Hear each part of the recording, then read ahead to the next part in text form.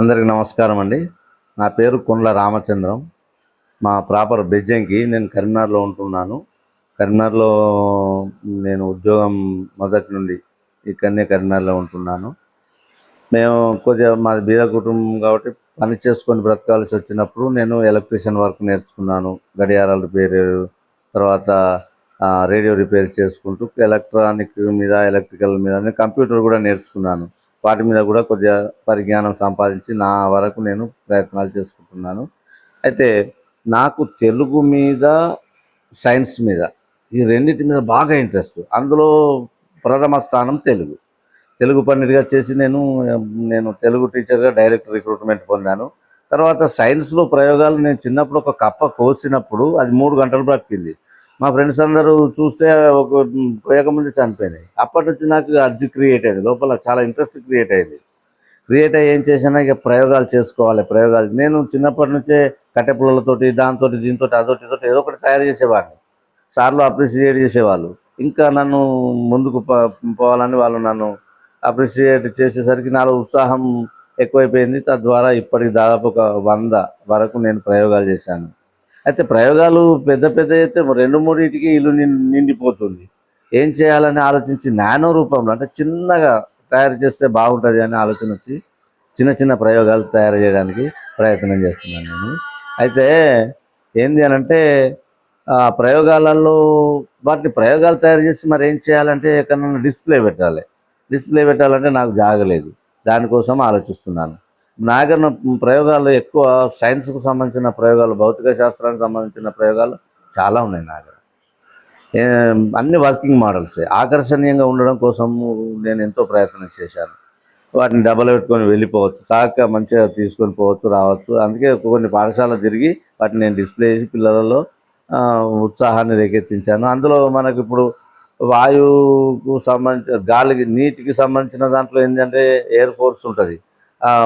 Force వలన పాతాళ లోకంలో ఉండేటువంటి నీళ్లు పైకి తీసుకురావడం ఎలా, మోటార్లు అవి పెడుతుంటారు కదా, నీళ్లు పైకి ఎట్లా వస్తాయి, నీటి విన్యాసాలని రకాలు. ఇప్పుడు వర్లపూల్ ఉన్నది అంటే సుడిగుండాలు, నీటిలో సుడిగుండాలు ఎట్లా వస్తాయి, నీరు ప్రశాంతంగా ఎందుకు ఉంటుంది, ఎప్పుడు ఉంటుంది, ఎట్లా ఉంటుంది, అలలలో ఆ అలలు ఎలా ఉంటాయని తెలియజేసేటువంటి ప్రయోగాలు కూడా నేను తయారు చేశాను. అందులో మనకు వర్ల్పూల్, దాన్ని ఒక 3-4 అసలు వర్ల్పూల్ సుడిగుండం మొదలు స్టార్ట్ అయ్యేటప్పుడు ఎట్లుంటుందో, తర్వాత స్పీడ్ అయినప్పుడు ఎట్లుంటాయో, ఇంకా భయంకరంగా ఉన్నటువంటి పరిస్థితుల్లో ఇలాంటి దాని యొక్క స్థాయిలను నేను చూపించేటువంటి ప్రయోగాలు తయారు చేశాను.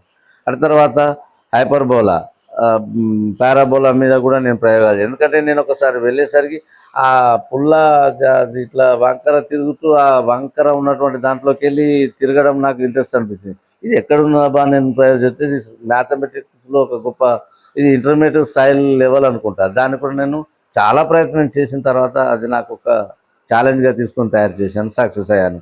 తర్వాత కంటికి సంబంధించినటువంటి ఈ లెన్స్ నా దగ్గర ఎలాంటి లెన్స్ అంటే అత్యంత శక్తివంతమైన లెన్స్ ఒక పెద్ద డబ్బా నిండా ఉన్నాయి నా దగ్గర. అవన్నీ కూడా ఇదివరకు ప్రయోగించి చూపించాను నేను, ఏది సైన్స్ ఫేర్లలో అవన్నీ కూడా ఉన్నాయి. అవి మా లెన్సులో ఒక్కొక్కటి, ఇప్పుడు కాన్కేవ్, కాన్వెక్స్ లెన్సుల యొక్క వాటి యొక్క అది ప్రయోజనం ఎలా ఉంటుంది అనేటువంటి చాలా ఇప్పుడు తయారు చేశాను. ఒక వస్తువు తిరమర ఎందుకు కనిపిస్తుంది, ఇప్పుడు మనం ఫోటో తీస్తుంటాం, ఫోటో తీసి ఆ ఫోటో దాంట్లో ఈ మన పిక్చర్ ఎలా కనబడుతుంది, ఉల్టా కనబడుతుంది, తిరమర కనబడుతుంది. అందుకోసమని అలాంటి, తర్వాత దొడ్డు కనబడడం, అక్రమాకారాలలో కనబడడం, ఇలాంటికి సంబంధించిన ఒక దాదాపు ఒక 10 ప్రయోగాలు చేశాను నేను. అందులో ఒక 2-3 ఇక్కడ ప్రయోగించాను, మిగతాన్ని ప్యాకింగ్ చేసి ఉంచాను, ఎందుకంటే జాగలేదు కాబట్టి. తర్వాత అంతేకాకుండా ఎయిర్ ఫోర్స్ గాలిలో తేలియాడేటువంటి ప్రయోగాలు కూడా చేశాను నేను.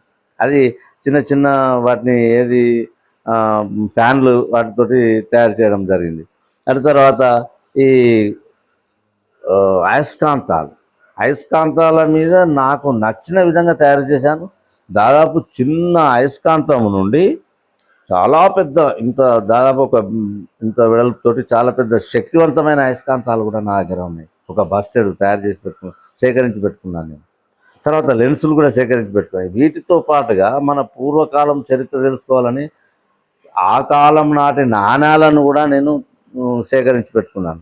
అంతేకాకుండా ఇక్కడ మనకు కనిపిస్తుంది రాతితో తయారైనటువంటి ఆ కాలంలో పాత రాతి యుగము కొత్త రాతి యుగము అన్నట్టుగా ఆ కాలం నాటి రాతి చిప్పలు, అందులో కూరలు వేసుకోవడము, అందులో అన్నం వేసుకొని కలుపుకొని తినడం, రౌతుతో తయారైన చిప్పలు, వాటిని కూడా సేకరించి పెట్టుకున్నాను.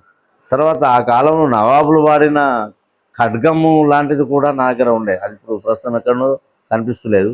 దాన్ని కూడా నేను వెతికి తీసి దాన్ని కూడా ప్రజెంట్ అట్లా ప్రదర్శించుతాను.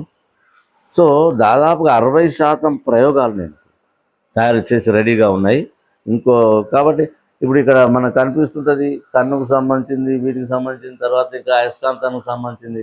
ఒక ఆకర్షణీయంగా ఉండడం కోసం క్రిస్టల్ అంటే వజ్రము ఎట్లా తయారవుతుంది, ఇంకా వజ్రం ఎట్లా తయారవుతుంది అంటే మామూలుగా కనబడుతుంది కాబట్టి దాన్ని ఏం చేశాను, నేను కోహినూరు వజ్రం అని చెప్పాను.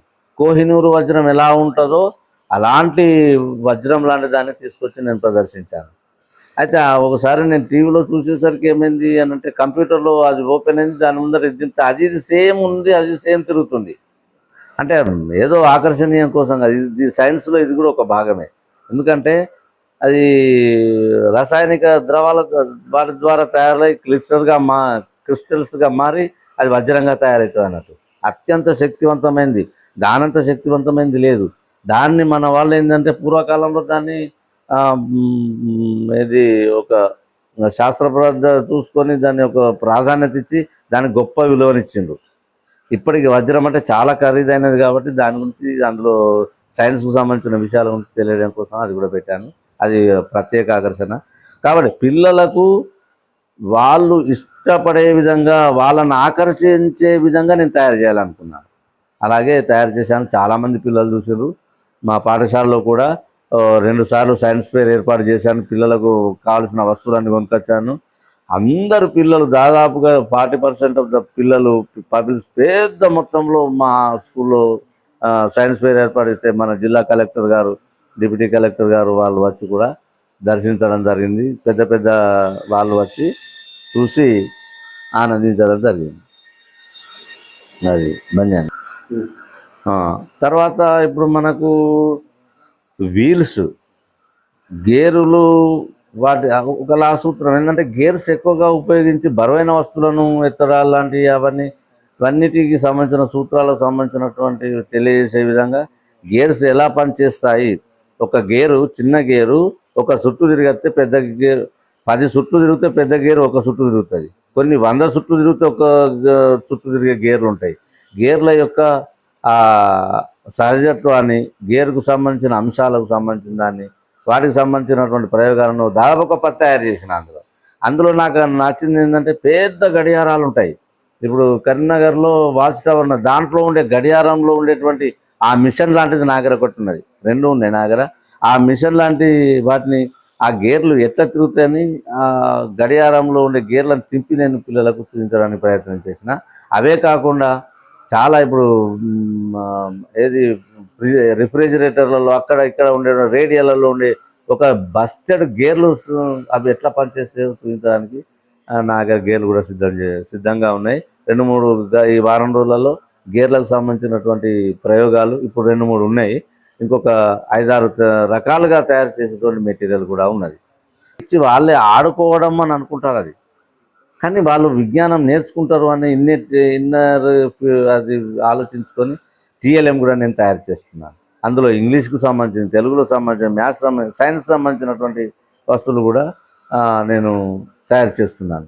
తర్వాత 100 ఫోటోలను నేను తీసి పెట్టుకున్నాను నా కంప్యూటర్లో.